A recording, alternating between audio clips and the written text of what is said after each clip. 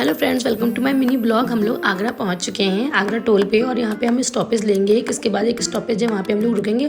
आपने मेरे पिछले ब्लॉग में देखा ही होगा कि हम लोग दिवाली के लिए अपने घर जा रहे थे और रास्ते में हम लोग रुक के गए क्योंकि हमारे पास छोटा बेबी भी है। और देखिए उतरते इतनी खुश हो रही थी क्योंकि उसे गाड़ी में बैठ के वो बहुत परेशान हो गई थी और हम उसे हंसाने की कोशिश कर रहे थे। फिर हम लोग खाने के लिए ऊपर गए तो देखा बहुत लंबी लाइनें लगी हुई हैं। फिर हमने एक ड्रिंक ऑर्डर किया था गुलाबो बर्गर के साथ और हमने खूब इन्जॉय किया इसको। हमने कहा चलो ट्राई करते हैं। फिर हम लोग फाइनल डेस्टिनेशन पहुंच चुके थे। यहाँ पे बहुत ट्रैफिक था, बहुत ज़्यादा ही।